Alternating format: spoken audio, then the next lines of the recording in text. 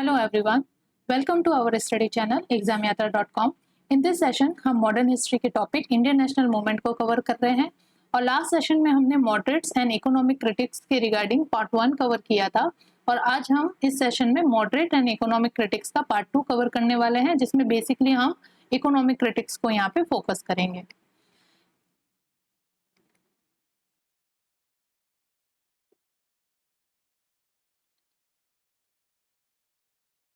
तो as we discuss the moderate politics of the early nationalists, उसके अंदर they were really moderates with their political approach, but they were very radical in the on the economic issue।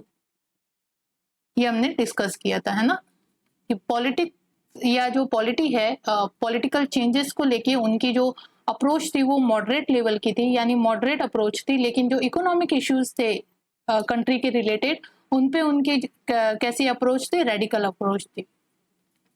इस वजह से उन्होंने यहाँ पे अपने वेरियस जो इकोनॉमिक सेक्टर है उनके ऊपर, इकोनॉमिक जो इश्यूज है उनके ऊपर अपने व्यू यहाँ पे रिप्रेजेंट किए। तो वही हम यहाँ पे डिस्कस करने वाले हैं कि अर्ली नेशनलिस्ट के इकोनॉमिक इश्यूज के रिगार्डिंग क्या व्यू रहते हैं। तो बेसिकली जो ये व्यूज है ये है critical analysis of the economic policy of British rule. तो इस इकोनॉमिक इश्यूज के रिगार्डिंग जो व्यूज है उसमें लीडिंग अगर आप नेशनलिस्ट कहे तो वो है दादा भाई नौरोजी, और यहाँ पे R C. Dutt, Gopal Krishna Gokhale and G V. तो दादा भाई नौरोजी, आर.सी. दत्त, गोपाल कृष्ण गोखले और यहाँ पे जी.वी. जोशी।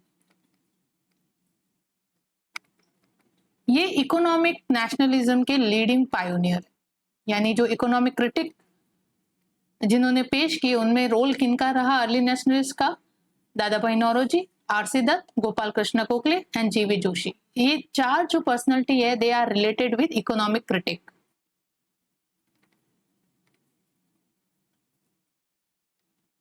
इन्होंने ब्रिटिश इकोनॉमिक पॉलिसी जो थी रिगार्डिंग द इंडियन इकोनॉमी, उसकी यहाँ पे क्रिटिकल एनालिसिस की और अपने व्यू जो है वो रिप्रेजेंट किए। और इकोनॉमिक क्रिटिक को ही यहाँ पे इकोनॉमिक नेशनलिज्म कहते हैं। तो अगर मेंस में आपका क्वेश्चन बनता है यहाँ पे कि write down the economic nationalism, what is economic nationalism, तो इकोनॉमिक नेशनलिज्म के रिगार्डिंग आपको यहाँ पे इकोनॉमिक क्रिटिक जो है वो मेंशन करने पड़ेंगे। इकोनॉमिक क्रिटिक के जो पॉइंट्स है वो आपको यहाँ पे मेंशन करने पड़ेंगे, वो हम लेटर देखेंगे थोड़ा सा। तो हम देखते हैं कि वेरियस सेक्टर के अंदर इन अर्ली नेशनलिस्ट ने अपने क्या व्यू दिए ऑन द इकोनॉमिक इश्यूज। तो दादा भाई नौरोजी जो थे they were first to represent view in 1867। तो सबसे पहले अगर किसी ने इकोनॉमिक क्रिटिक या इकोनॉमिक इश्यूज के रिगार्डिंग अपने किसी ने व्यू दिए थे या ब्रिटिश इकोनॉमिक पॉलिसी की किसी ने क्रिटिकल एनालिसिस किया था तो वो थे आपके दादा भाई नौरोजी। उन्होंने 1867 में अपने व्यू जो है रिप्रेजेंट किए थे and they were he was first to represent such kind of issues। तो यहाँ पे दादा भाई नौरोजी का स्टेटमेंट है, that is India is starving, she is dying of at the slighted touch and living on insufficient food. ठीक है, ये उन्होंने उस समय की जो इंडिया की कंडीशन थी उसको डिस्क्राइब करते हुए अपने वर्ड्स के अंदर ये स्टेटमेंट उन्होंने दिया था कि इंडिया जो है वो भूखे मर रहा है, स्टार्विंग यानी भूख से बेहाल है, she is dying of at slightest touch and living on insufficient food. And जो इंडियंस है they were living on insufficient food, यानी कि उनके पास 2 वक्त की रोटी के भी लाले पड़ रहे हैं। तो इस तरह का जो व्यू है दादा भाई नौरोजी ने अपने स्टेटमेंट के थ्रू प्रेजेंट जो इंडियन कंडीशन थी, प्रेजेंट इंडियन इकोनॉमिक कंडीशन थी, उसको यहाँ पे रिप्रेजेंट करने का या एक्सपोज करने का काम किया है। एंड दादा भाई नौरोजी ने ही फर्स्ट स्टैटिस्टिकल एस्टिमेट दिया था ऑफ द नेशनल इनकम को, इनकम के रिगार्डिंग, यानी पर कैपिटा इनकम क्या थे उस समय। तो अगर उस समय बात करें per capita income of Indian people तो दैट वाज ओनली ₹20। तो ये चीज जो ये फर्स्ट उन्होंने स्टैटिकल एस्टिमेट जो निकाला था ऑफ द नेशनल इनकम, वो उन्होंने अपनी बुक में मेंशन किया था, जिसका नाम था poverty and un British rule. ठीक है, ये उनकी बुक का नेम है, आप याद रखिएगा कि poverty and un British rule book was written by Dadabhai Naoroji, और इसी बुक के अंदर उन्होंने first statistical estimate of national income represent किया था। Then RC Dutt represented view in his book economic history of India. Economic history of India किनकी book है यहाँ पे? आरसी दत्त की। आरसी दत्त यहाँ पे आपके मार्क्सिस्ट हिस्टोरियन भी रहे हुए हैं।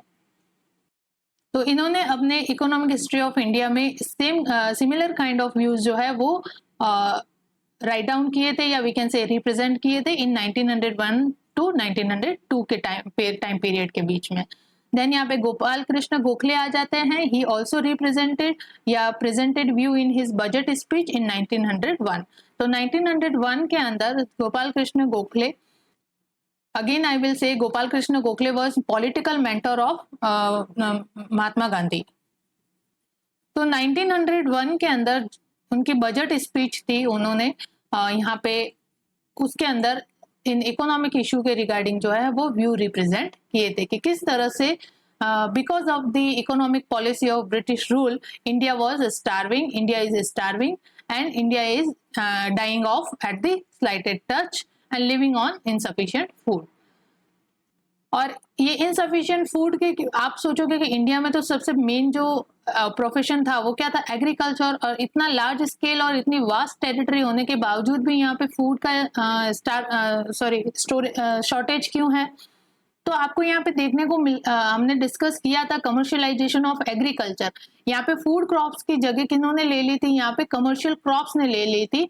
And they were not only forced to grow these commercial crops, but they were made to force and they were forcefully made to grow this commercial crops। ठीक है, जिसकी वजह से यहाँ पे जो फूड ग्रेन्स है उनमें शॉर्टेज आ गया था। And leading and following the drought time, जो ड्रॉट पीरियड था उसने भी इसके अंदर अपना रोल प्ले किया, जिसके कारण इनसफिशिएंट फूड की कंडीशन जो है वो प्रिवेल हुई इंडिया के अंदर। एंड ऑब्वियसली इकोनॉमिक पॉलिसी जो इतनी एक्सप्लॉइटेटिव इन नेचर थी for the Indians of the British rule कि इंडियन लोग जो है हार्डली ही कुछ सेव कर पाते थे। Most of their saving was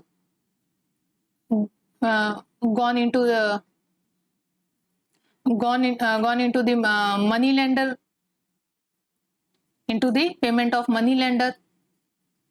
किसान जो है इन मनी लेंडर के डेब्ट ट्रैप से कभी बाहर ही नहीं आ पाते, तो मनी लेंडर के पास यहाँ पे चला जाता था। हाई रिवेन्यू डिमांड जो थी उसके कारण उनको वो रिवेन्यू डिमांड के अंदर उनका पैसा चला जाता था। तो even they were cultivating the commercial crops, they were still in poor in condition.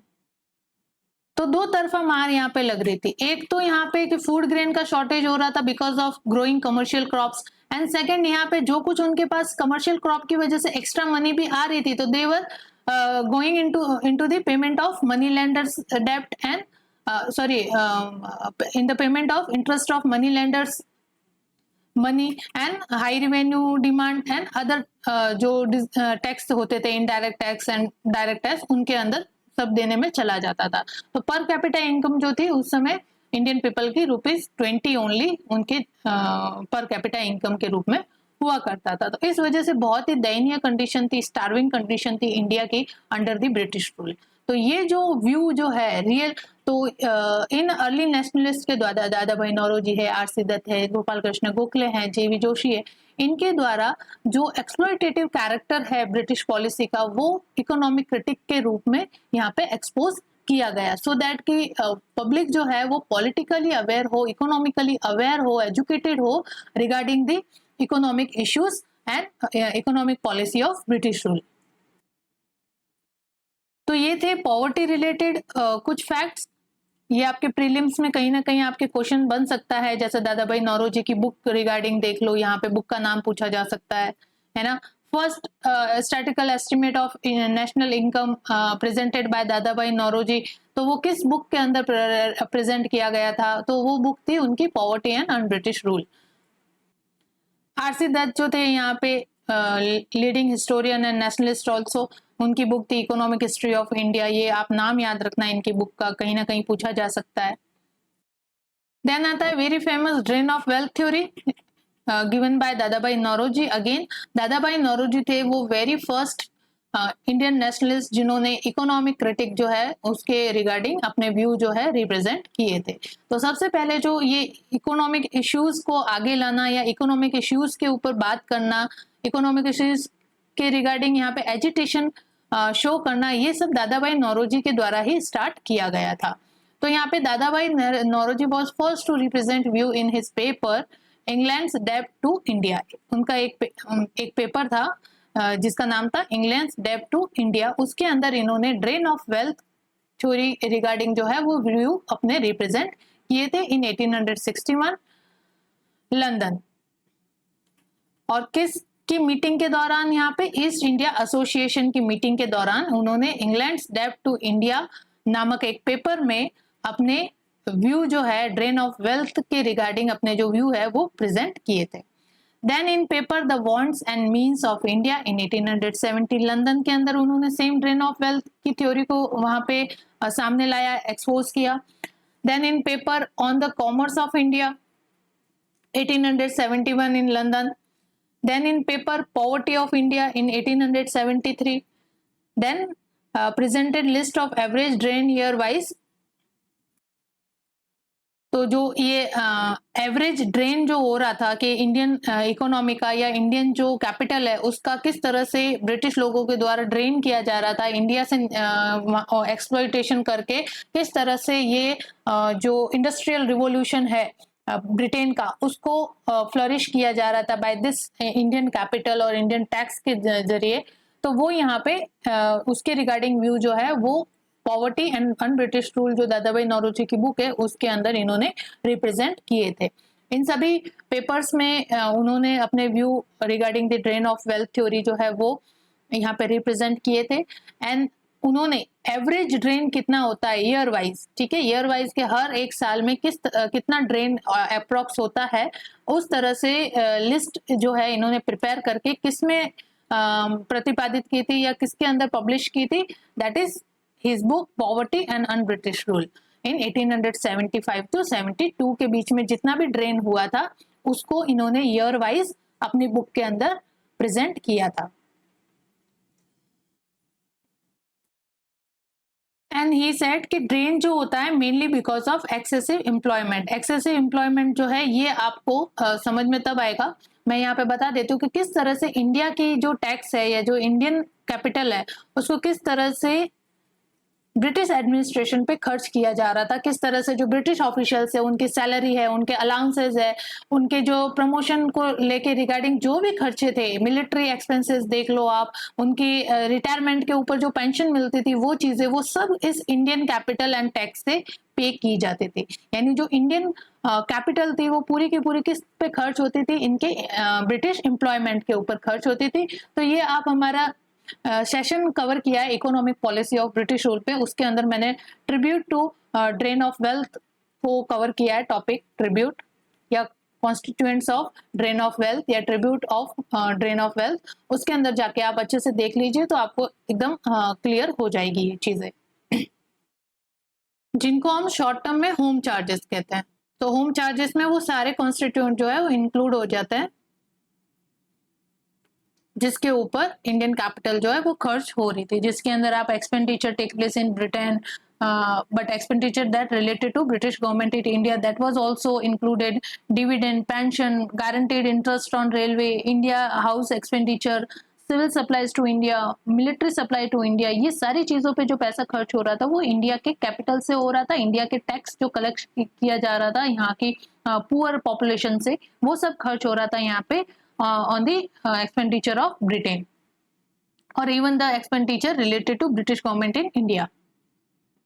So that all we call home charges. तो यही है यहाँ पे excessive employment का मतलब।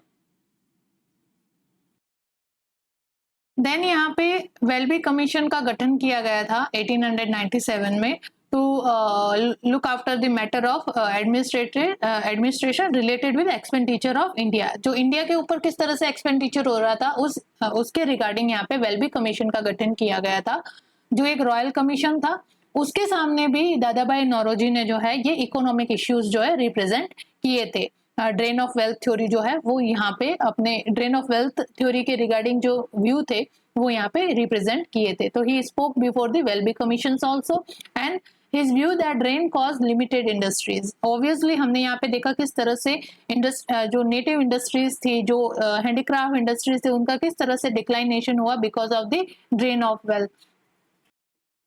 ड्रेन ऑफ वेल्थ के अंदर यहाँ पे हमारे जो इंडियन कैपिटल यहाँ पे टैक्स के रूप में कलेक्ट की जा रही थी और जिनको they were suppose to meant for the development of Indian industry, instead of development of Indian industry, they spent on industrialization process in the Britain। तो वो सारे चीज जो है वो जो ब्रिटेन के अंदर इंडस्ट्रियल रिवोल्यूशन हो रहा था उसके ऊपर खर्च की गई और जिसके कारण वहां पे सरप्लस क्रिएट होने लगा और जो इंडियन इंडस्ट्रीज थी उनका डिक्लाइन फेज या लिमिटेड इंडस्ट्रीज जो है वो देखने को मिलती है। तो यहाँ पे इंडियन इंडस्ट्रीज का तो डिक्लाइनेशन हो रहा था because of this drain of wealth and जो ब्रिटेन के अंदर इंडस्ट्रीज थी वहां पे सरप्लस क्रिएट हो रहा था because these whole capital were spent to development of British industries. तो वो सरप्लस यहाँ पे किस तरफ आ रहा था, इन्वेस्टमेंट के रूप में इन इंडिया, जिसके ऊपर अच्छा खासा जो इंटरेस्ट है वो वापस वसूला जा रहा था और वो भी किसके पैसों से, इंडियन टैक्स के पैसों से। तो ये जो इन्वेस्टमेंट के ऊपर जो इंटरेस्ट वापस पे किया जा रहा था इन इन्वेस्टर्स को, जो यहाँ पे यूरोपियन इन्वेस्टर थे या जो ब्रिटिश इन्वेस्टर थे, उनको यहाँ पे इंटरेस्ट के रूप में जो पैसा जा रहा था वो भी इन होम चार्जेस के अंदर आ जाता है या फिर वी कैन से कि कॉन्स्टिट्यूएंट्स ऑफ ड्रेन के अंदर आ जाता है। तो इस वजह से his view that drain facilitate the coming of British capital in India. तो ये इकोनॉमिक ड्रेन ने ही फैसिलिटेट किया कि ब्रिटिश कैपिटल जो है वो इंडिया के अंदर इन्वेस्टमेंट के रूप में आए।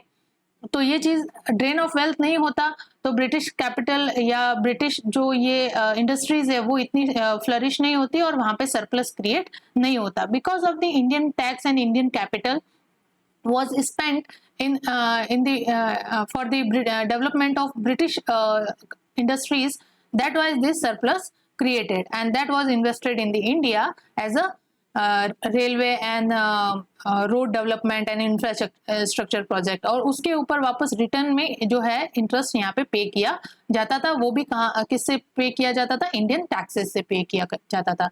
तो because this whole process were related with the drain of wealth and it limited the growth of native industries and also facilitate the British capital in India. तो जिस तरह से दादा भाई नौरोजी ने वेलबी कमीशन के सामने अपने व्यू रखे रिगार्डिंग द इकोनॉमिक इश्यूज, वैसे ही गोपाल कृष्ण गोखले ने 1897 में वेलबी कमीशन के सामने अपने व्यू रिप्रेजेंट किए regarding the economic issues. Then यहाँ पे justice Ranade represent view in the lecture at Poona in 1872 and his book was essay on Indian economy. ठीक है, तो ये जस्टिस रानाडे की बुक है ऐसे ऑन इंडियन इकोनॉमी, जिसके अंदर उन्होंने इकोनॉमिक इश्यूज रिलेटेड अपने व्यू जो है रिप्रेजेंट किए थे। उन्होंने एक्सपोज किया the real exploitative nature of the British economic policy.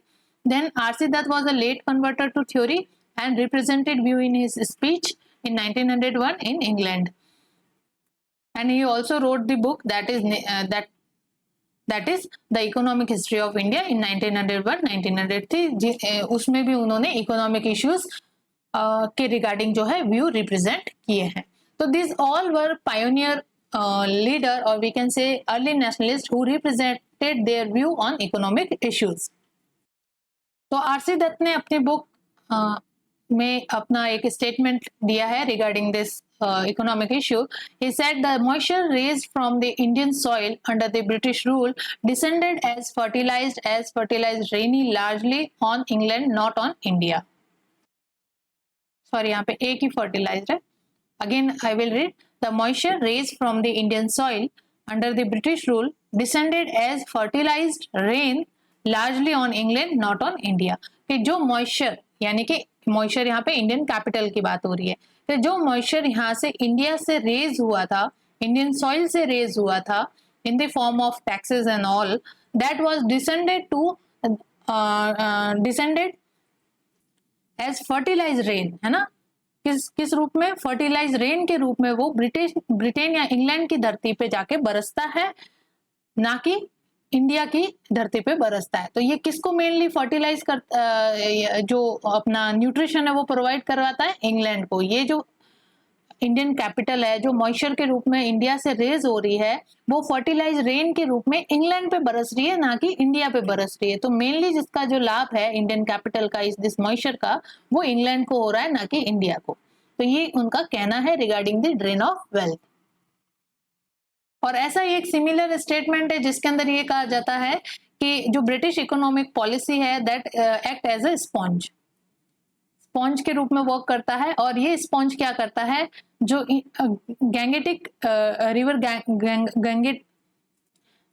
River Ganga जो है उससे यहाँ से मॉइस्चर जो है वो स्क्वीज करता है, और जो इंग्लैंड की नदी जो टेम्स है उसके अंदर जाके वो पोर कर देता है। तो बेसिकली सेम ही मतलब है कि जो इंडियन कैपिटल है वो किस तरह से यहाँ इंडिया में रेज होती है, लेकिन उसका जो पूरा यूज है या जो पूरा एडवांटेज है वो कौन लेता है? इंग्लैंड लेता है।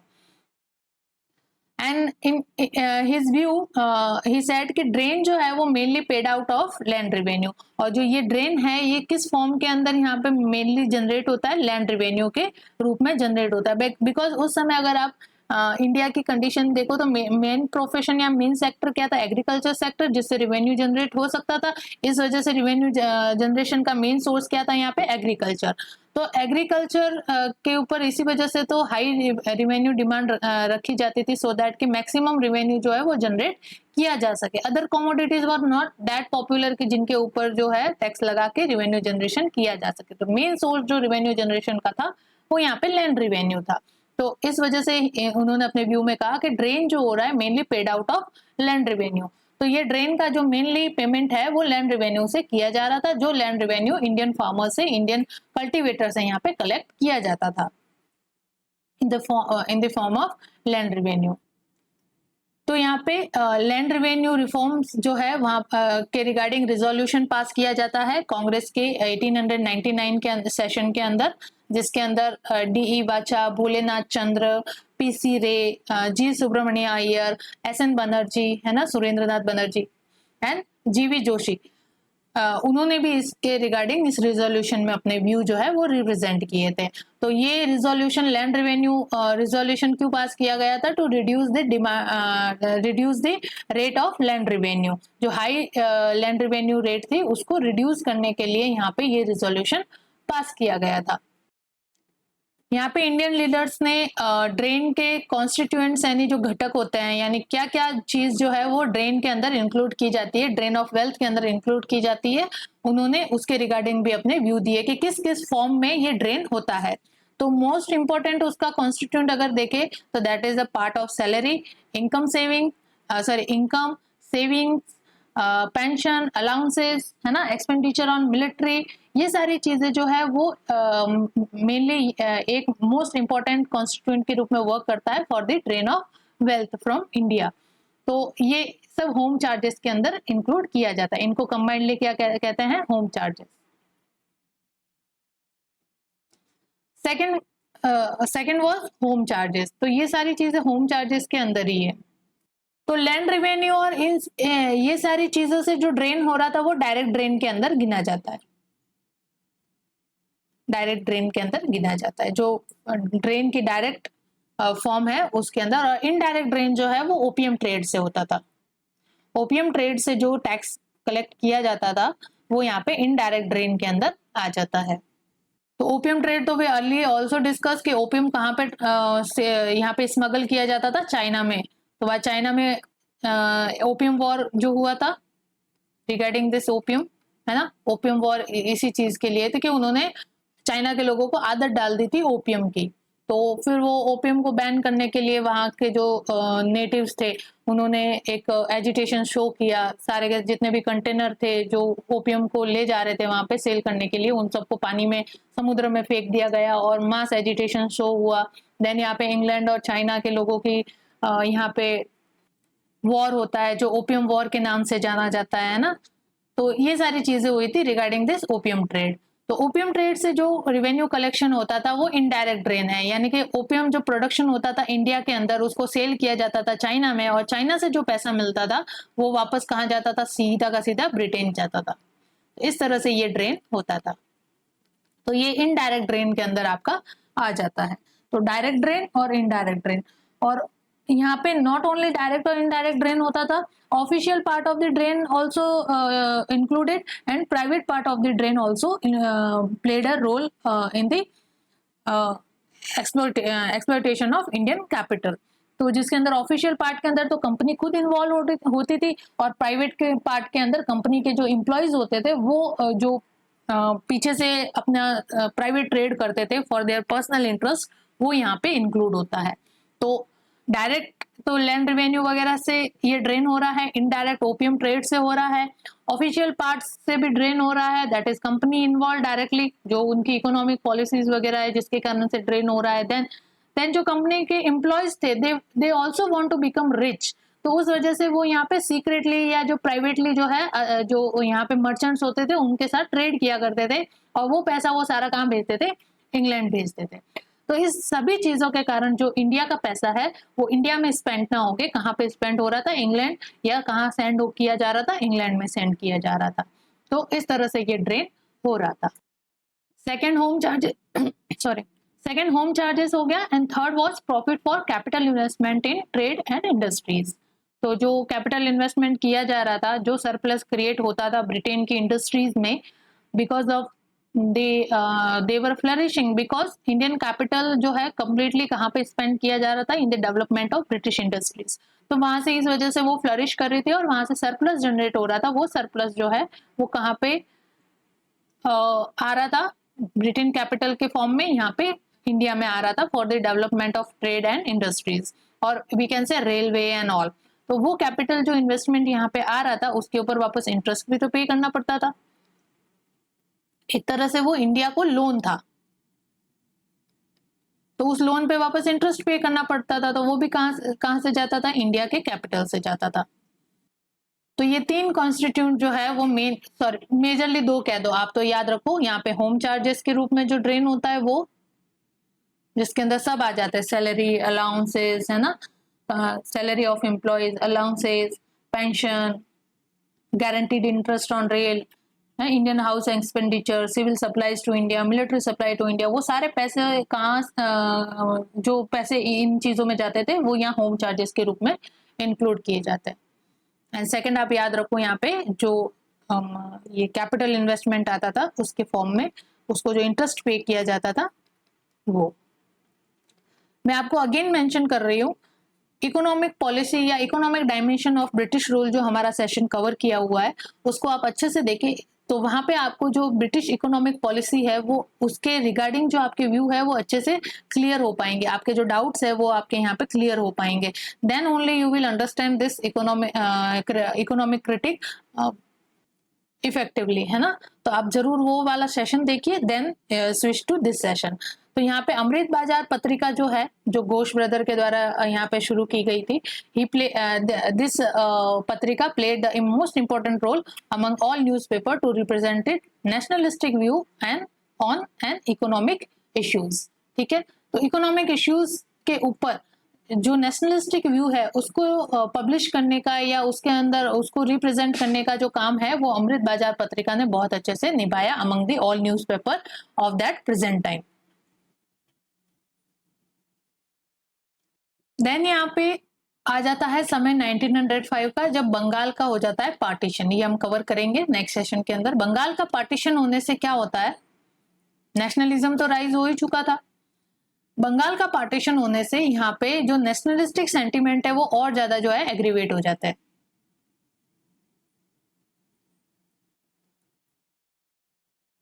और यहाँ और पैरेलली यहाँ पे इकोनॉमिक क्रिटिक जैसी चीजें जो है वो रिप्रेजेंट की जा रही थी। तो यहाँ पे लोगों को इकोनॉमिकली और पॉलिटिकली एजुकेट किया जा रहा था थ्रू अर्ली नेशनलिस्ट। तो ये चीजों ने इस तरह से रोल प्ले किया कि दे अंडरस्टैंड कि किस तरह से इस पैसे को बाहर जाने से हमें रोकना है, हमें क्या करना है, जो चीप फॉरेन गुड वगैरह जो आते हैं मैन्युफैक्चर्ड इन ब्रिटेन, तो वो प्रोडक्ट को यूज करने से हमें रोकना है। और जो चीजें हम अब तक यूज कर आ रहे हैं, चाहे वो चीप हो, चाहे अब हमें महंगी भी होगी, लेकिन हमें क्या यूज करना है, इंडियन गुड्स यूज करने हैं। इंडियन गुड्स जो है वो यूज करना है जो इंडिया के अंदर प्रोड्यूस होते हैं। तो इससे क्या होगा कि इंडिया के अंदर वापस जो इंडस्ट्रीज है उनको बूस्ट मिलेगा, उनके प्रोडक्शन वापस बढ़ेंगे, they will able to contain और they will gain that strength कि they can compete with this cheap foreign goods, है ना।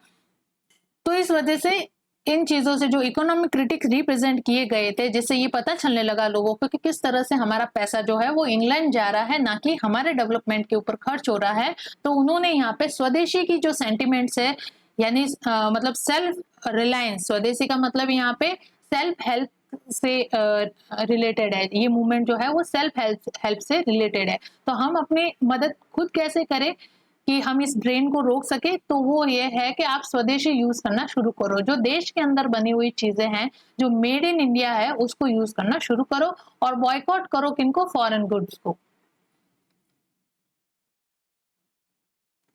ठीक है, तो इस सेंटिमेंट्स ने यहाँ पे जो है, ये जो स्वदेशी सेंटिमेंट है वो एमर्ज होता है because of this economic critic.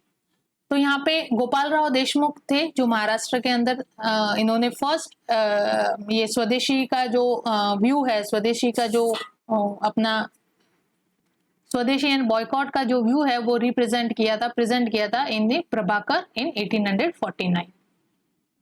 Prabhakar यहाँ पे मैगजीन जर्नल है जो यहाँ पे नेशनलिस्टिक व्यू जो है वो पब्लिश करने का काम करता है। तो प्रभाकर के अंदर सबसे पहले गोपाल राव देशमुख ने स्वदेशी एंड बॉयकॉट का जो अपने व्यू है, इसके रिलेटेड व्यू है, वो प्रेजेंट किए थे।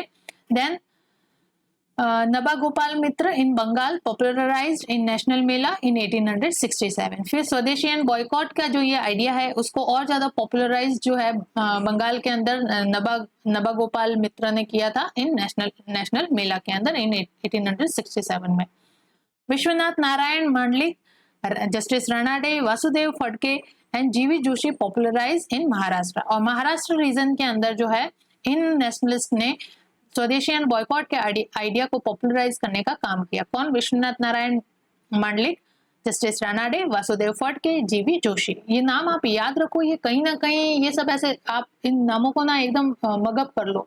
ये सारे जो आपको सामने नाम आ रहे हैं ना अगेन एंड अगेन, जिसके अंदर जस्टिस राणाडे है, वासुदेव फडके है, जीवी जोशी, आरसी दत्त, ये सब अर्ली नेशनलिस्ट है जिनका कहीं ना कहीं आपको नाम देखने को मिलेगा, बिकॉज ये नेशनलिज्म के पायोनियर है और मैनी चीजों के जो मैनी रिफॉर्म्स जो रिप्रेजेंट किए गए थे बाय द अर्ली नेशनलिस्ट, उनके ये रिप्रेजेंटेटिव रहे हुए हैं। इस वजह से इन नामों को आप ऐसे मगअप कर लो। देन जीवी जोशी स्पान यान फॉर हिज ओन क्लॉथ्स। ठीक है, यहाँ पे जीवी जोशी जो थे उन्होंने खुद के कपड़ों के लिए यहाँ पे खादी वस्त्र जिन्हें कहते हैं उसके लिए यान को स्पन किया, यानी यान को बुना। यहाँ पे जो धागा होता है कपड़े को बनाने के लिए उसने खुद से चरखे पे उसको मतलब स्पान किया, है ना, गूथा। देन एस्टेब्लिश स्वदेशी शॉप वोर सेल्फ स्पन खादी इन दिल्ली दरबार इन 1877। जो 1877 का दिल्ली दरबार लगा था, फर्स्ट दिल्ली दरबार, है ना, तो फर्स्ट दिल्ली दरबार के अंदर ये जीवी जोशी गए थे अपने द्वारा बुने हुए खादी के वस्त्र को पहन के। ठीक है, तो जिन्होंने, ताकि ये रिप्रेजेंट कर सके द आइडिया ऑफ स्वदेशी एंड बॉयकॉट। और बंगाल के अंदर इस आइडिया स्वदेशी एंड बॉयकॉट को पॉपुलराइज करने का काम भोलेनाथ चंद्र ने भी किया, नबा गोपाल मित्र ने भी किया, ये बंगाल के अंदर प्रोमिनेंट थे। और महाराष्ट्र रीजन के अंदर ये विश्वनाथ नारायण मंडलिक, जस्टिस राणाडे, वासुदेव फडके एंड जीवी जोशी। देन यहाँ पे ये जो स्वदेशी एंड बॉयकॉट का जो एजिटेशन है वो और ज्यादा इंटेंसिफाई होता है इन 1896 के टाइम पीरियड में, जब यहाँ पे जो इंडियन क्लॉथ है उनके ऊपर एक्साइज ड्यूटी जो है वो इम्पोज कर दी जाती है। मैंने आपको बताया था यहाँ पे इंपीरियल प्रेफरेंस बार बार नाम आता है। इंपीरियल प्रेफरेंस का क्या एक पॉलिसी है जो यहाँ पे ब्रिटिश गवर्नमेंट ने इंडियन गुड्स को या इंडियन इंडस्ट्रीज को डीमोरलाइज करने के लिए यहाँ पे यूज ली थी, जिसके अंदर ये होता था कि जो इंडियन गुड्स होते थे उनके ऊपर कस्टम ड्यूटी को बढ़ा दिया जाता था। तो जो वो एक्सपोर्ट होते थे ना, इंडिया से बाहर जाते थे बेचने के लिए, तो वो कंपैरेटिवली जो है वो एक्सपेंसिव होते थे देन यूरोपियन गुड्स। तो इस वजह से उनकी सेल जो है यहाँ पे डिक्लाइन होती थी। देन अगर ये तो चलो एक्सपोर्ट की बात हो गई, और जो फॉरेन गुड्स यहाँ पे इंपोर्ट किए जाते थे,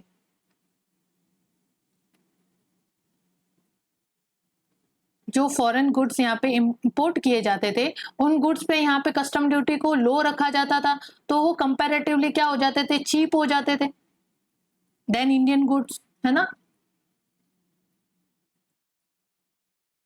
तो यहाँ पे इस वजह से ये इनकी सेल अच्छी हो जाती थी। तो इस तरह की जो पॉलिसी अपनाई गई थी इसको कहते हैं इंपीरियल प्रेफरेंस। और साथ ही इसके साथ ही जो देश के अंदर व्यापार होता था, जैसे एक स्टेट से दूसरे स्टेट में जो वस्तु जाती है, ट्रांसपोर्ट होती है, उसके ऊपर क्या लगाई जाती है, एक्साइज ड्यूटी लगाई जाती है।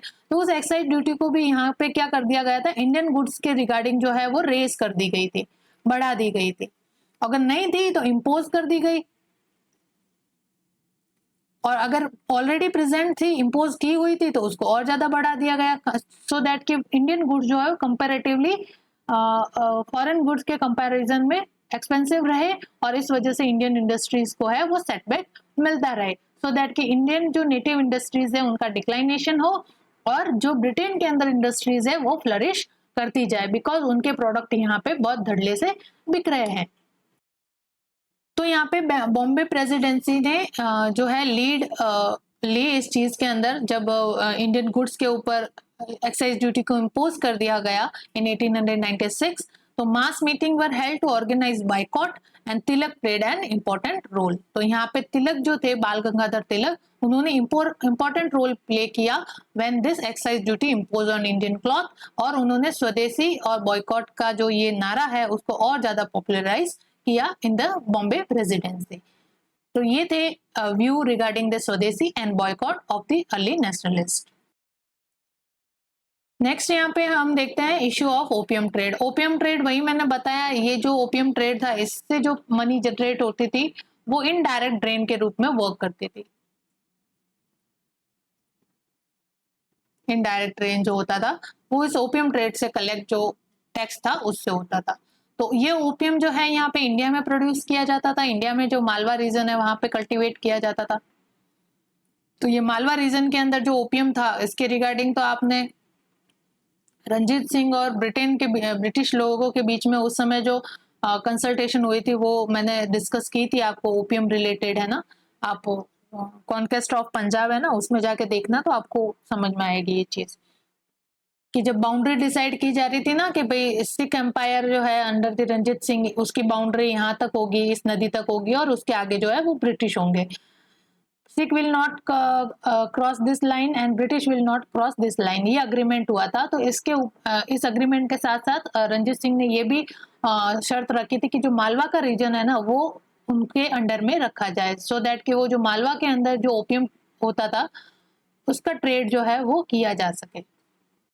तो ये जो मालवा के ओपियम का जो इशू है वो ब्रिटिश जो है और जो रंजीत सिंह है उनके बीच में कॉन्फ्लिक्ट का भी इशू बनता है, बिकॉज ब्रिटिश जो है यहाँ से इलीगली जो है इस मालवा से जो ओपियम प्रोड्यूस हो रहा था उसको इलीगली, जब इन्होंने सिंध पे पहले कॉन्क्वेस्ट कर लिया था, पंजाब पे तो बाद में हुआ था, तो सिंध के रास्ते के थ्रू अफगानिस्तान होते हुए ये ओपियम का ट्रेड यहाँ पे कर रहे थे इलीगली। तो इस वजह से ये इशू जो है हुआ था, और फिर सिख वॉर जो है वो हुए थे। तो ये सारी बातें हमने कवर की है यहाँ पे कॉन्क्वेस्ट ऑफ पंजाब के अंदर, वो सेशन आप देखिएगा। अभी यहाँ पे बात करते हैं हम अर्ली नेशनलिस्ट का ओपियम ट्रेड के रिलेटेड व्यू। तो K C Sen was first to, Keshav Chandra Sen है ना, K C Sen was first to raise voice against 1870 regarding the opium trade, and Dadabhai Naoroji called it a scene on England's head and curse on India for her share in being the instrument। तो उन्होंने ये statement इस तरह से दिया कि England के head के ऊपर या इंग्लैंड के ऊपर जो है ये एक पाप है, ठीक है, क्या, ओपियम का ट्रेड, एंड जो इंडिया है उसके लिए ये कर्स है, श्राप है कि इंडिया जो है वो इस चीज के अंदर पार्टिसिपेट कर रहा है, या इंडिया जो है एज ए इंस्ट्रूमेंट का रोल प्ले कर रहा है for this opium trade, because यहाँ जो ओपियम का प्रोडक्शन है वो इंडिया में हो रहा है, और ये जो ओपियम है ये स्मगल किया जा रहा है चाइना और अदर जो नेशन है वहाँ पे, सो दैट के वहाँ से रिवेन्यू जनरेट किया जा सके। तो ओपियम जो था वो यूज मेडिसिन के रूप में भी होता था, लेकिन ज्यादातर जो है वो एक नार्कोटिक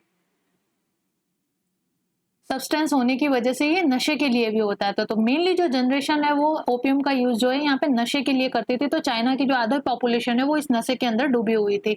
तब वहाँ पे चाइनीज जो नेशनलिस्ट थे उन्होंने यहाँ पे रेज की वॉइस जो है रेज की अपने इस नशे के खिलाफ, है ना। जिस तरह से अभी पंजाब वगैरह के एरिया पे ज्यादा नशा होता है ना, वहां से पाकिस्तान से अफगानिस्तान के अंदर जो ओपियम प्रोडक्शन होता है वो पाकिस्तान के रास्ते होते हुए इंडिया के अंदर स्मगल किया जाता है, और मेनली जो पंजाब का रीजन है वो इस चीज से अफेक्टेड है इन नशे के कारण, है ना।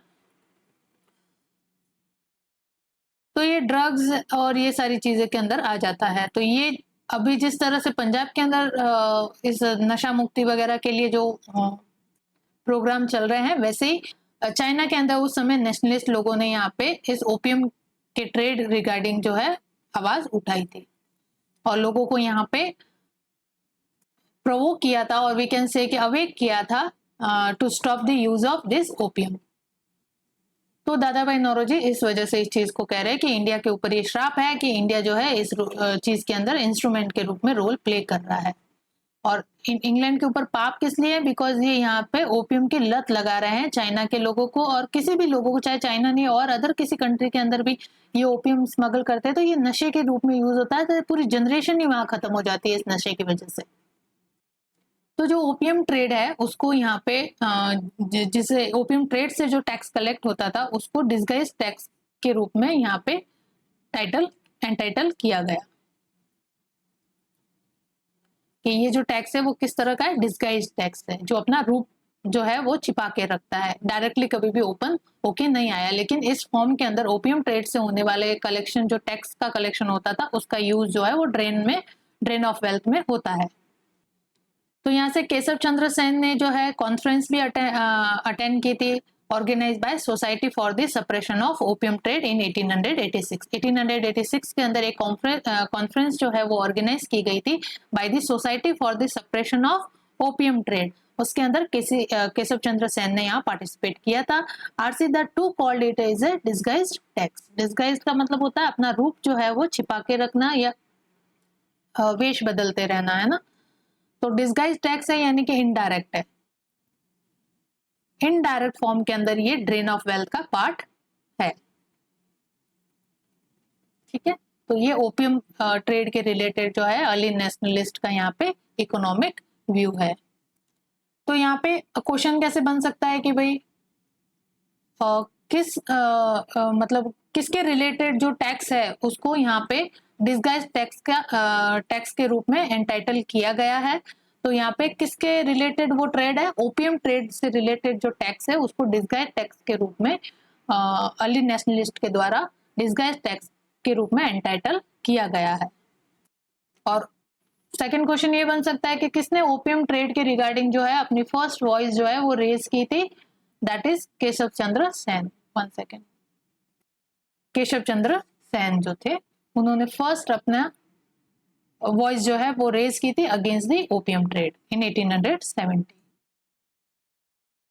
अब हम आ जाते हैं इश्यू ऑफ सॉल्ट टैक्स के बारे में। सॉल्ट टैक्स पे भी वही चीज है।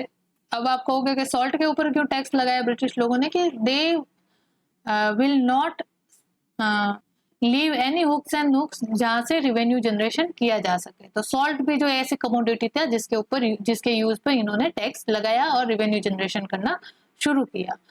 तो Dadabhai Naoroji called it a stigma upon British name, ठीक है, कलंक। स्टिग्मा का मतलब होता है कलंक।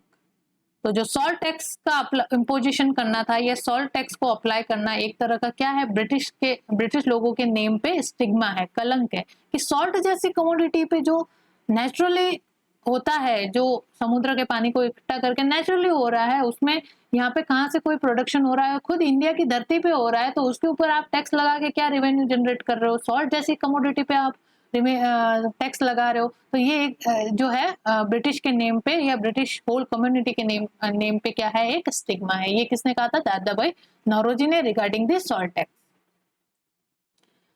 And anti salt tax agitation जो 1882 से 1888 के बीच में चलाया गया था, उसके पायोनियर जो थे वो जीवी जोशी थे। और इस एजिटेशन के सक्सेसर कौन बने? गोपाल कृष्ण गोखले। तो यहाँ पे क्या किया था, ब्रिटिश गवर्नमेंट ने सॉल्ट टैक्स की जो रेट है वो इंक्रीज कर दी थी फ्रॉम 2 पर माउंड टू 2.8 पर माउंड, है ना, इन 1888। तो इसके खिलाफ जो है यहाँ पे अर्ली कांग्रेस ने या अर्ली नेशनलिस्ट ने, मॉडरेट लोगों ने रिजोल्यूशन पास किया था to withdraw this increased salt tax rate. तो D Wacha, C A Swaminathan Iyer and V S Pantulu, इन लोगों ने अपने इस सॉल्ट टैक्स के रिगार्डिंग है या सॉल्ट टैक्स के अगेंस्ट जो अपने व्यू है वो प्रेजेंट किए थे। तो मेन पायोनियर यहाँ पे सॉल्ट टैक्स एजिटेशन जो है, एंटी सॉल्ट टैक्स एजिटेशन जो है, उसके मेन पायोनियर कौन थे? जीवी जोशी। और उनके सक्सेसर कौन थे? Gopal Krishna Gokhale. The question can be from in any official exam. Anti salt tax agitation जो 1882 से 1888 के बीच में चला था, उसके पायोनियर कौन थे? जीवी Joshi. Who called stigma upon British name salt tax? Who called the salt tax as a stigma upon British name? तो उसके हो जाता है दादा भाई नौरोजी। यहाँ पे 2 क्वेश्चंस आ गए। नाउ अब हम देखते हैं economic critic by the early nationalist, और इसी को कहेंगे इकोनॉमिक नेशनलिज्म।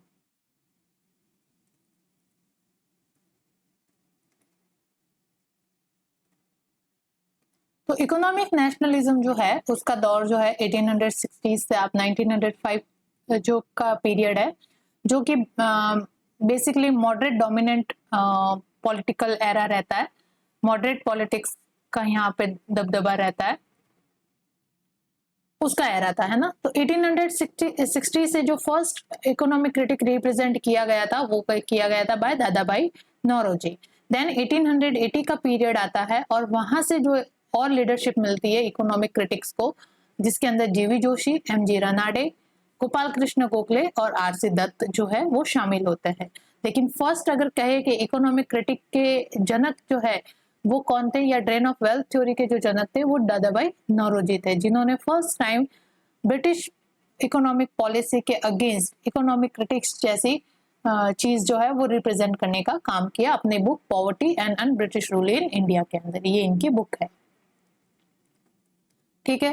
तो 1860 से ये दौर शुरू होता है 1905 तक, और जिसके अंदर लास्ट में जो है आरसी दत्त की लीडरशिप देखने को मिलती है ड्यूरिंग द 1901 एंड देन 1905 तक। और बीच में जो है वो आपके 1880 से जीवी जोशी आ जाते हैं, एमजी रानाडे आ जाते हैं, जस्टिस रानाडे एंड गोपाल कृष्ण गोखले, जिन्होंने इस इकोनॉमिक क्रिटिक के अंदर जो है लीडिंग रोल प्ले किया। तो ये पीरियड जो है 1880 से लगा के 1905 का पीरियड जो है वो पीरियड ऑफ इकोनॉमिक नेशनलिज्म के नाम से जाना जाता है, ठीक है। उससे पहले जो दादा भाई नौरोजी ने इकोनॉमिक क्रिटिक पेश जो रिप्रेजेंट किया था वो इकोनॉमिक नेशनलिज्म के अंदर काउंट नहीं होता है, बिकॉज नेशनलिज्म का राइज ऑफ नेशनलिज्म जो है वो आपको यहाँ पे 1857 का जो पीरियड है, या वी कैन से कि जो 1870 का पीरियड है ना, वहां से जो नेशनलिज्म है वो राइज होता है, ठीक है। उससे पहले 1860 के टाइम के पहले नेशनलिज्म जैसे सेंटिमेंट जो है इंडिया के अंदर डेवलप नहीं हुई थी। ये हमने अच्छे से कवर किया है कि किस तरह से नेशनलिज्म का राइज जो है इंडिया में हुआ था in the session of rise of nationalism, वो आप कवर करना अच्छे से, आपके सारे डाउट्स यहाँ पे क्लियर हो जाएंगे regarding the rise of nationalism in India. तो इन्होंने थ्रू बुक्स, न्यूज़पेपर, स्पीचेस, इनके थ्रू जो है अपने इस इकोनॉमिक क्रिटिक के रिगार्डिंग जो व्यू है वो रिप्रेजेंट करने का काम किया था। और आरसी दत्त की बुक का नाम है यहाँ पे इकोनॉमिक हिस्ट्री ऑफ इंडिया, ये इनकी बुक है। दादा भाई नौरोजी की बुक है poverty and un British rule in India, और आरसी दत्त की बुक का नाम है इकोनॉमिक हिस्ट्री ऑफ इंडिया, जिनके अंदर बेसिकली इन्होंने इकोनॉमिक क्रिटिक के रिगार्डिंग व्यू जो है वो रिप्रेजेंट किए हैं या पब्लिश किए हैं। तो इकोनॉमिक क्रिटिक के अंदर बेसिकली क्या किया जाता है, एनालिसिस किया जाता है of the British economic policies का, जिसके अंदर ड्रेन आ जाता है, कमर्शियलाइजेशन ऑफ एग्रीकल्चर के रिलेटेड आ जाते हैं issues, land revenue related issues आ जाते हैं, लिमिटेड इंडस्ट्रीज किस तरह से ड्रेन की वजह से यहाँ पे लिमिटेड इंडस्ट्रीज है या इंडस्ट्रीज का डिक्लाइनेशन है वो आ जाता है और ट्रेड आ जाता है। तो इन जो हर एक सेक्टर के अंदर, इकोनॉमिक सेक्टर के अंदर जो ब्रिटिश गवर्नमेंट के द्वारा इकोनॉमिक पॉलिसी को फ्रेम किया जाता है, उसको एनालिसिस किया जाता है बाय दीज अर्ली नेशनलिस्ट, और उसके ऊपर अपने क्रिटिकल एनालिसिस जो उन्हें करके जो निचोड़ निकालते हैं उसको अपने व्यू के रूप में ये रिप्रेजेंट करते हैं, सो दैट कि रियल जो कैरेक्टर है of the British economic policy वो इंडियन लोगों के सामने या इंडियन पॉपुलेंस के सामने एक्सपोज किया जा सके। They also advocated for the adverse impact of this economic policy of British rule, है ना, and they also give a suggestion for improvement this condition by this Swadeshi and boycott, है ना, और other like anti salt agitation जो है, anti salt tax agitation है, इसके रूप में जो है ये इन्होंने सजेशन दिए थे सो दैट कि किस तरह से इंडिया की इकोनॉमिक कंडीशन को है उनको इम्प्रूव किया जा सके। So they critically analysis of the British economic policy and also give suggestion regarding the improvement of economic condition of Indian populace. These all things constituted the economic critique of early nationalists. तो ये early nationalist के द्वारा इन सारी चीजों को regarding अपने जो view इन्होंने रिप्रेजेंट किए थे, these all constituted the economic critique of early nationalists. तो economic क्रिटिक के अंदर क्या क्या आ जाता है? एनालिसिस ऑफ ब्रिटिश पॉलिसी या British economic policy, adverse impact बताना उसका, एंड सजेशन देना फॉर द इम्प्रूवमेंट। ठीक है, ये तीन चीजें यहाँ पे कॉन्स्टिट्यूट होती है इकोनॉमिक क्रिटिक के अंदर बाय द अर्ली नेशनलिस्ट। अब देखो यहाँ पे जो इकोनॉमिक क्रिटिक है या ड्रेन ऑफ वेल्थ थ्योरी इसके अंदर फेमस है कि किस तरह से ड्रेन होता है वेल्थ का, वो हमने एक अलग सेशन के अंदर कवर किया है, आप वहां पे जाके देख लेना, जिसके अंदर economic policy of British rule करके सेशन होगा या economic dimension of British rule करके सेशन है, उसके अंदर आप जाके देखना, आपको वहां पे ट्रिब्यूट और ड्रेन रिगार्डिंग जो है ये थ्योरी मिल जाएगी ड्रेन ऑफ वेल्थ की, जिसके अंदर आपको सब क्लियर हो जाएगा कि होम चार्जेस क्या है, डायरेक्ट इनडायरेक्ट ड्रेन क्या है, ऑफिशियल पार्ट और अनऑफिशियल या private part of the drain क्या है, कॉन्स्टिट्यूएंट ऑफ ड्रेन्स क्या है, वो सब यहाँ पे आपका क्लियर हो जाएगा। खाली मैं पूरा देखने को नहीं कहूंगी सेशन, आप ओनली द ट्रिब्यूट और द ड्रेन करके टॉपिक है उससे वहां से ही आप कवर कर लेना। ठीक है, तो यहाँ पे most important part of the early nationalist political work क्या था? इकोनॉमिक क्रिटिक को रिप्रेजेंट करना ऑफ द इंपीरियलिज्म। तो इंपीरियलिज्म के हमने यहाँ पे फेजेस देखी है। अगेन आई विल से economic dimension of British policy का जो सेशन है is very very important session, you must cover this session, है ना। तो उसके अंदर हमने फेजेस देखी है of the British colonialism in India, जिसके अंदर फर्स्ट फेज होती है मर्केंट कैपिटलिज्म की, जिसके अंदर ट्रेड करने के लिए कंपनी यहाँ इंडिया में आती है और किस तरह से ट्रेड के जरिए जो है वो इंडिया से वेल्थ को ड्रेन करती है।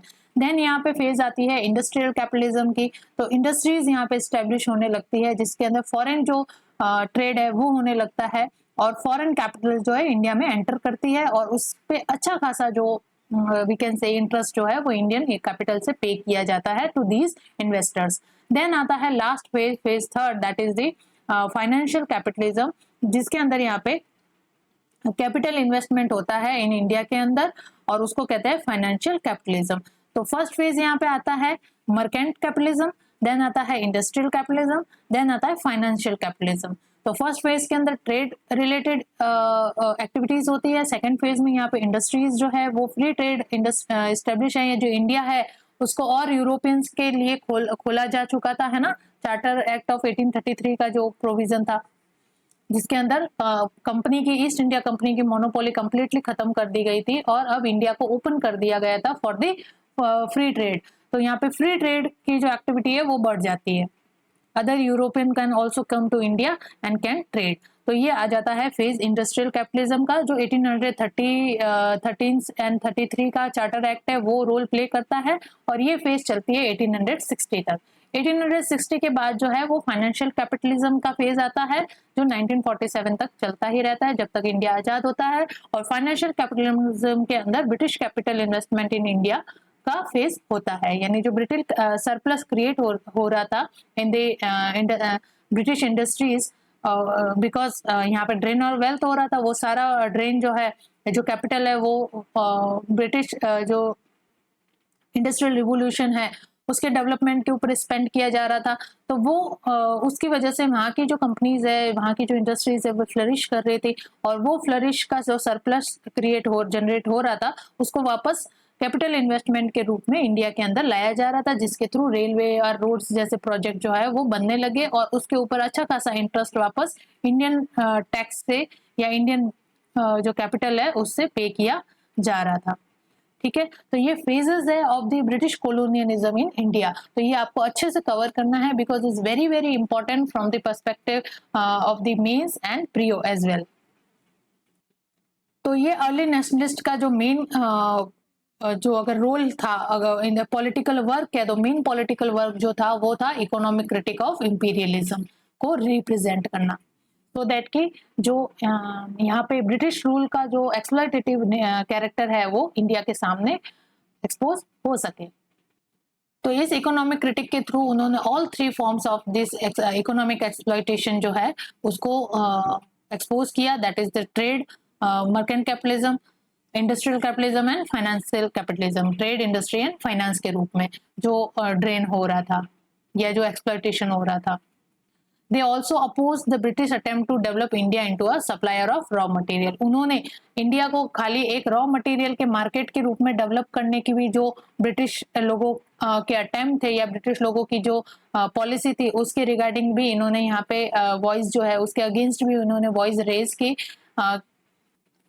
और जो ब्रिटिश मैन्युफैक्चरर के लिए ये रॉ मटेरियल को प्रोवाइड करवाने का काम करता था इंडिया, है ना, और इंडिया को इसी तरह से डेवलप किया गया कि सो दैट कि ये ओनली रॉ मटेरियल सप्लायर का वर्क करता रहे फॉर द ब्रिटिश कंपनीज और ब्रिटिश इंडस्ट्रीज। और ऑल्सो फील्ड ऑफ इन्वेस्टमेंट कि जो सरप्लस वहां पे क्रिएट होता था उसको यहाँ पे फॉरेन कैपिटल के रूप में इंडिया के अंदर लाके इन्वेस्ट करना, सो दैट कि उस पर भी वापस जो इंटरेस्ट के रूप में मनी जो है वो जनरेट या कैपिटल जो है वो जनरेट की जा सके। तो टोटली जो एक्सप्लॉयटेशन है through raw material to capital investment, वो एक्सप्लॉयटेशन के अगेंस्ट जो है अर्ली नेशनलिस्ट ने यहाँ पे वॉइस जो है वो रेज की थी। They also advocated the listening of India's economic dependence on England, यानी कि जो इकोनॉमिक डिपेंडेंस जो है इंग्लैंड पे इंडिया की, उसको भी हमें यहाँ पे कम करना है। किस तरह से डिपेंडेंस है यहाँ पे इंडिया की इकोनॉमी के लिए, जैसे हम यहाँ पे फॉरेन गुड का यूज करते हैं, है ना, जो कंपैरेटिवली चीप है। ऑब्वियसली इंसान जो है ऑब्वियसली पुअर कंडीशन में रह रहा है, तो इंडियन पीपल को तो हर कोई तो अफोर्ड नहीं कर सकता ना एक्सपेंसिव चीजें, तो वो सोचते हैं कि चलो फॉरेन गुड है, हमें इससे क्या लेना देना है, एटलीस्ट चीप तो मिल रहा है, तो they started using this foreign cheap goods.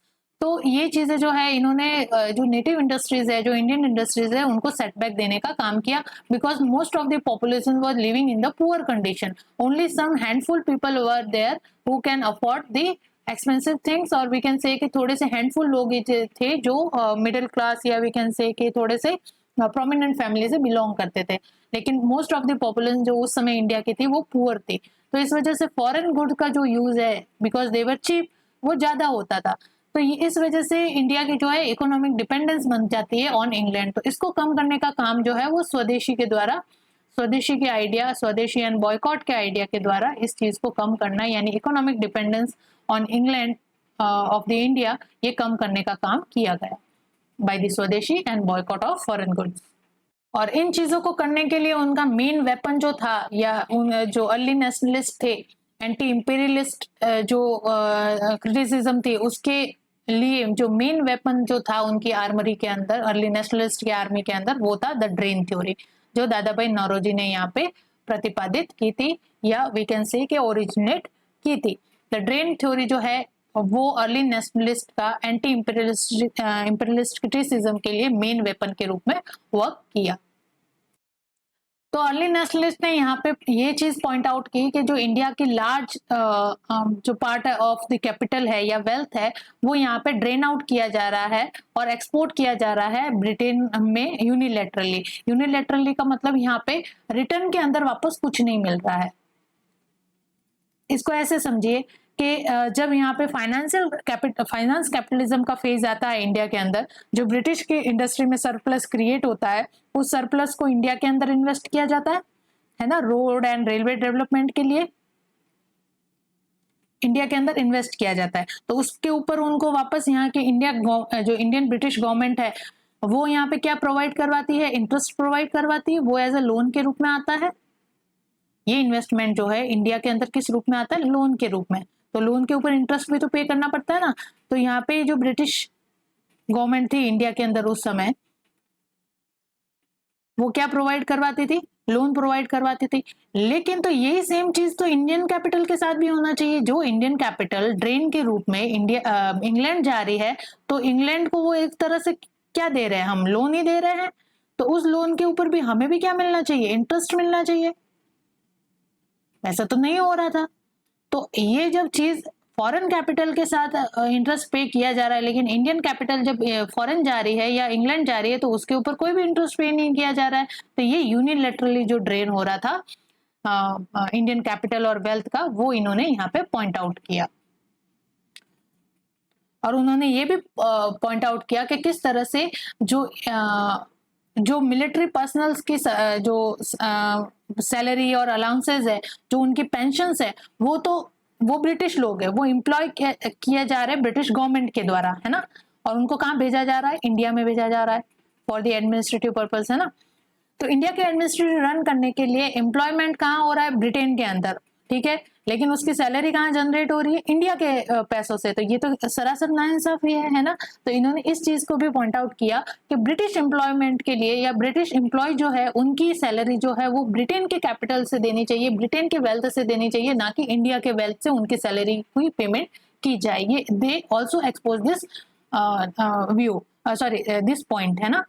तो इस तरह से धीरे धीरे जो है लोगों के सामने रियल कैरेक्टर जो है इंडियन ब्रिटिश गवर्नमेंट की एडमिनिस्ट्रेशन का, वो लाया जा रहा है by this early nationalist through this economic critique. तो अब देख लो आप, इकोनॉमिक क्रिटिक जो है कितना इंपॉर्टेंट है to understand the administrative structure और administrative policy of the British rule. And they also criticize the policy और economic policy of the British government कि उन्होंने किस तरह से इंडिया की जो ट्रेडिशनल हैंडीक्राफ्ट इंडस्ट्रीज है या जो नेटिव इंडस्ट्रीज है उनके रिगार्डिंग जो है रूइन जो है उनको रूइन कर दिया, किस तरह से उनको बर्बाद कर दिया बाय दिस इकोनॉमिक पॉलिसी, जिसके अंदर मेन रोल प्ले किया इंपीरियल प्रेफरेंस ने। ये टर्म आप याद कर लो, बस रट लो इसको, इंपीरियल प्रेफरेंस। समझा दिया आपको इंपीरियल प्रेफरेंस क्या है। तो इंपीरियल प्रेफरेंस ने किस तरह से यहाँ पे इंडिया के ट्रेडिशनल हैंडीक्राफ्ट इंडस्ट्रीज है उनको सेटबैक दिया, and also it abstracting the development of modern industry in India, है ना। तो इकोनॉमिक पॉलिसी इस तरह की थी ब्रिटिश गवर्नमेंट की कि उन्होंने इंडिया के अंदर मॉडर्न इंडस्ट्रीज का डेवलपमेंट किया ही नहीं। इवन आप एजुकेशन सेक्टर के अंदर देख लो, एजुकेशन सिस्टम को भी इस तरह से डेवलप किया गया सो दैट कि ओनली उनको एडमिनिस्ट्रेटिव जो डे टू डे वर्क है उसको रन करने के लिए, इफेक्टिवली रन करने के लिए जो क्लर्क है वो मिल जाए, पढ़े लिखे क्लर्क मिल जाए जो ओनली टाइपिंग वाइपिंग का काम करते हो एंड पेपर वर्क करते हो।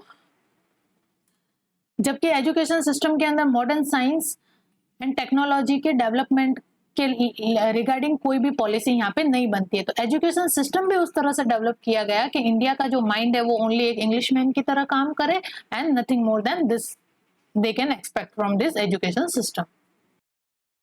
देन यहाँ पे अर्ली नेशनलिस्ट जो है आपके, वो परसिस्टेंट एजिटेशन जो है against the heavy land revenue demand, उसके अगेंस्ट जो है एजिटेशन अपना परसिस्टेंट रखते हैं, कैरी ऑन रखते हैं। And they also demand the reduction in the heavy land revenue demand from the British government, and they also criticize the semi-feudal agrarian relationship, जिसके अंदर जमींदार को है वो proprietary right दिए जाते हैं। तो इस सिस्टम को जो कैरी करना चाहते थे, that is semi feudal agrarian relation, जो ब्रिटिश गवर्नमेंट इसको मेंटेन रखना चाहती थी, उसके रिगार्डिंग भी इन्होंने अपनी क्रिटिसिज्म जो है वो रिप्रेजेंट की कि जमींदारी सिस्टम को अबॉलिश किया जाए यहाँ पे, और जो प्रोप्राइटरी राइट लैंड के हैं वो किसको दिया जाए, फार्मर को या कल्टीवेटर को। तो कल्टीवेटर जो है वो रियल ओनर होना चाहिए जमीन का या लैंड का।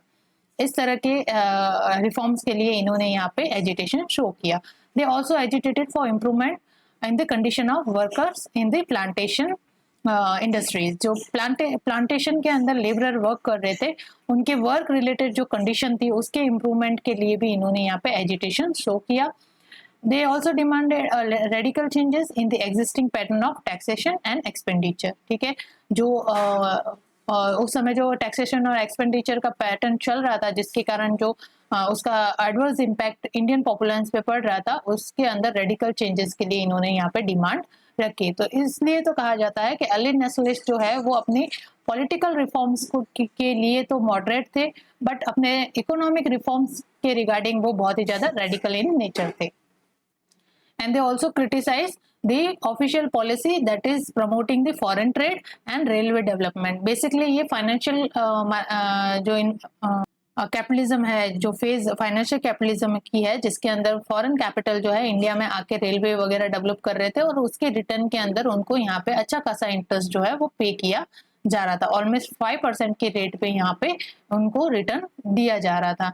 तो उस चीज को भी स्टॉप करने के लिए इन्होंने, या ये जो पॉलिसी अडॉप्ट की गई थी बाय द ब्रिटिश गवर्नमेंट, उसके रिगार्डिंग भी इन्होंने अपनी क्रिटिसिज्म जो है वो रिप्रेजेंट की। And they also criticized the imperial preference policy of the British government, that is promote the import of manufacturers and export of raw material। जो ये इंडिया को जस्ट रॉ मटेरियल के रूप में ट्रीट किया जा रहा था और जस्ट एक्सपोर्ट के ऊपर जो है वो ड्यूटी जो है वो ड्यूटी फ्री कर दिया करते थे, या फिर कोई ड्यूटी लिवाई नहीं करते थे, जिससे रॉ मटेरियल तो चीप होता था, इस वजह से वो आसानी से यहाँ से इंडिया से बाहर जा रहा था। चीप रेट पे रॉ मटेरियल प्रोवाइड हो रहा था, इस वजह से यूरोपियन कंट्रीज जो है, जो फॉरेन मैन्युफैक्चरर्स है, वो इस रॉ मटेरियल को इजीली परचेज कर पाए। इस वजह से इस तरह की पॉलिसी यहाँ पे अप्लाई की जा रही थी। लेकिन जो मैन्युफैक्चर्ड गुड्स होते थे, इंडियन मैन्युफैक्चर्ड गुड्स, उनके ऊपर ड्यूटी जो है वो रेज कर दी जाती थी, हाई कर दी जाती थी, जिससे कि वो कंपैरेटिवली फॉरेन मार्केट के अंदर एक्सपेंसिव हो देन दी यूरोपियन गुड्स। ठीक है, तो इस तरह की पॉलिसी के अडॉप्टेशन के रिगार्डिंग भी इन्होंने, अर्ली नेशनलिस्ट ने यहाँ पे क्रिटिसिज्म अपनी दी, या इन अटेम्प्ट्स को जो है वो क्रिटिसाइज किए, सो दैट कि गवर्नमेंट है इन चीज़ों को स्टॉप करे और इंडियन इंडस्ट्रीज के डेवलपमेंट को लेके, या इंडियन मॉडर्न इंडस्ट्रीज के डेवलपमेंट को लेके अटेम्प्ट करे।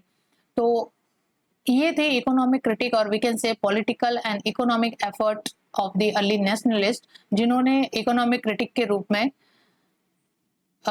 इंडियन पॉपुलेंस के सामने रियल नेचर और real character of the British government या ब्रिटिश एडमिनिस्ट्रेटिव सिस्टम का जो रियल फेस है, दैट इज एक्सप्लॉयटेटिव फेस, वो यहाँ पे एक्सपोज करने का काम किया, जिसने मैनी वे में इंडियन पॉपुलेंस को यहाँ पे अवेकन किया एंड देयर इकोनॉमिक राइट्स के रिगार्डिंग उनको यहाँ पे एजुकेट करने का काम किया। तो ये थी economic critic of the early nationalist, जिसके अंदर इन्होंने वेरियस चीज़ों को, इकोनॉमिक एस्पेक्ट्स के रिगार्डिंग क्रिटिकल एनालिसिस जो है वो अपनी व्यू के रूप में रिप्रेजेंट की। तो इसी के साथ इस सेशन का एंड करते हैं। I hope you like this session and please do like and share and comment to our YouTube channel, that is examyatra.com, and please appreciate our effort and stay tuned till next session. Thank you.